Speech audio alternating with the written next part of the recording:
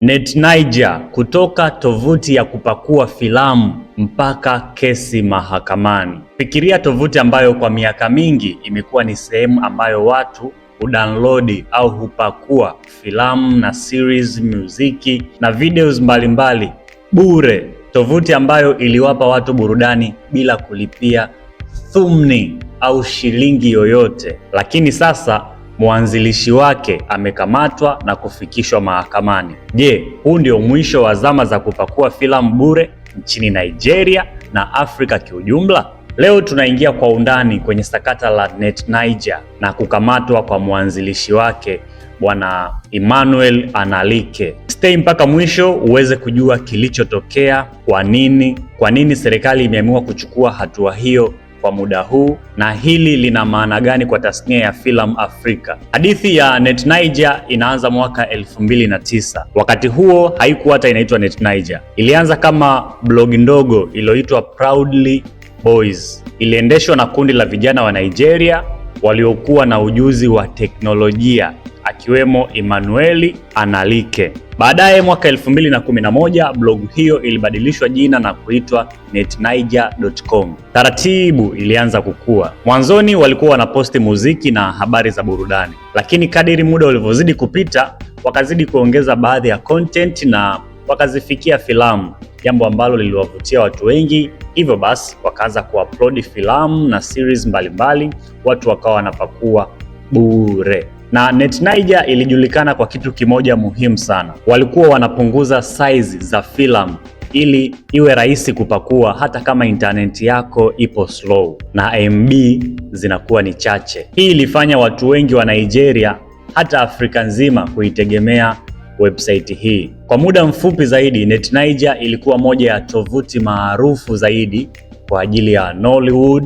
filamu za Hollywood, series za TV, muziki na hata drama za Kikorea na Bollywood. Ilikuwa na mamilioni ya watumiaji kwa mwezi, lakini kwa watayarishaji wa filamu ilikuwa ni tatizo kubwa. Mwanzoni mwa mwezi Machi 2026, tukio kubwa lilitokea. Mamlaka ya hakimiliki Nigeria, Nigerian Copyright Commission, ilimkamata mwanzilishi wa NetNiger Emmanuel Analike. Alifikishwa katika mahakama kuu ya shirikisho mjini Abuja mbele ya Jaji Selemani Limani, na mashtaka yake yalikuwa ni makubwa. Kulingana na sheria mpya ya hakimiliki ya Nigeria ya mwaka 2022, Analike alitumiwa kwa kwanza kumiliki nakala za kazi zilizoibiwa kisheria, ikiwemo filamu, muziki na kazi za video. Pili, kusambaza na kuziweka mitandaoni kazi hizo bila ruhusa ya wamiliki wa kazi hizo. Kwa lugha rahisi, serikali ya Nigeria inasema kwamba NetNiger walikuwa wakisambaza kazi za wanamuziki na wasanii wengine